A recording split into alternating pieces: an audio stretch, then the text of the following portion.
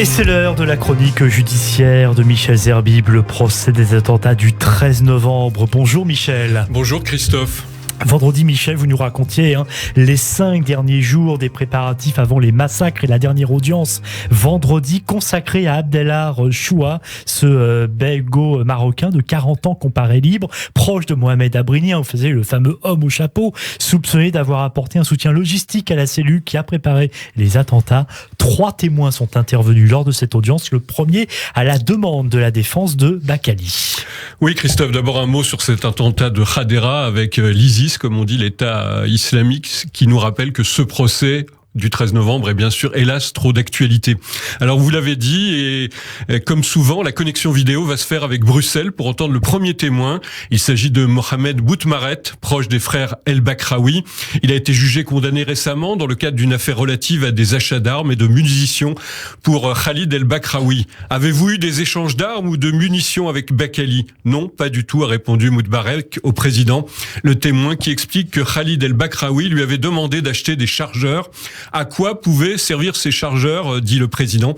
Le témoin répond, Khalid El Bakraoui m'a dit que c'était pour une œuvre d'art, au grand étonnement du président Jean-Claude Perriès. Et puis comme beaucoup de témoins depuis le début de ce procès, Boutmaret n'avait même pas remarqué la radicalisation de Bakraoui.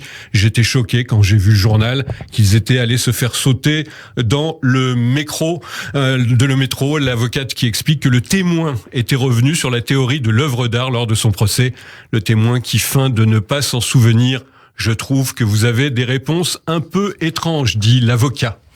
Et puis le troisième témoin n'est pas encore là et le président va donc appeler à la barre l'accusé Abdellah Choua et interroger cet accusé sur son déplacement en voiture vers Charleroi. C'était le 2 octobre 2015. Je ne m'en souviens pas exactement, ça fait longtemps, je n'ai jamais servi de voiture ouvreuse, dira l'accusé. Abdellah Choua qui n'arrive pas à donner la raison pour laquelle il est allé à Charleroi. Je ne me souviens plus, j'allais souvent à Charleroi, peut-être pour rencontrer une fille. Le président lui rappelle qu'il n'est resté que 13 minutes. Ça ne fait pas beaucoup. Peut-être que je n'aimais pas la fille, répond l'accusé. Pourtant, il a passé 5 appels à un homme en contact avec Salah Abdeslam, mais pour lui, ce n'était qu'un ami. Maître Sorrentino, l'avocat de Choua, explique que son client a fait l'objet d'écoutes téléphoniques entre le 6 décembre et le 24 décembre 2016 et qu'elles n'ont rien donné. Il ne s'intéressait qu'aux femmes. Il s'agit donc de Mohamed Eziani, le témoin qui a expliqué qu'il connaissait Bakali. Il est poursuivi pour un dossier parallèle de fourniture d'armes. Le troisième témoin est venu pour, dit-il, être contre Bakali, un témoin haut en couleur et tout en vulgarité, Michel. Oui, Mohamed Eziani, dans toute cette affaire, je n'ai rien à voir, pratiquement rien à voir. On fait comme si j'étais un chien, je suis là comme une personne qui m'a mis dans cette merde, je cite Monsieur Bakali. Si c'est lui de son côté qui fait des trucs, pourquoi il vient me parler, moi, comme un con ? Je lui parlais, mais je ne savais rien. J'ai une haine contre lui, dit encore Eziani, très énervé.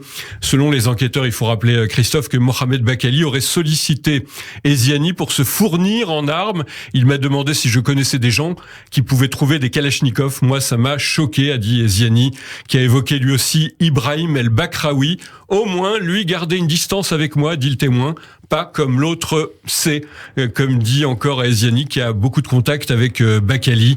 En fait, le témoin va couper sans cesse la parole, il va se mettre à pleurer, dire « je n'ai plus envie de parler ». Il répète les mêmes propos vulgaires en boucle. Témoin toujours énervé qui coupe sans cesse les questions. « Je n'ai jamais dit à la justice que j'étais connu pour des braquages, par contre pour des bagarres, oui ».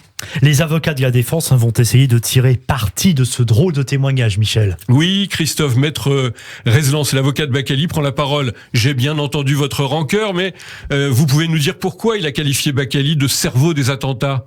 Ils l'ont dit à la télé, répond Eziani qui s'emporte. À votre place, je serais gêné de défendre des personnes comme ça. Je ne vais même plus répondre à vos questions, s'énerve Eziani contre maître Rezlan. Le président va demander un effort aux témoins. Je ne suis pas bien dans ma tête, je ne veux plus parler. C'est fini, dit encore le témoin. Encore une question à l'homme qui n'en peut plus. Était-ce étonnant que Bakali cherche des armes ? Ça m'a étonné, mais il n'a pas le profil pour parler de ça. Finira Mohamed Eziani, ce témoin donc un peu étrange. Merci beaucoup Michel, et bien évidemment on vous retrouve dès demain pour un nouveau numéro de cette chronique judiciaire, le procès des attentats du 13 novembre 2015 que l'on suit avec vous tous les matins sur Radio J.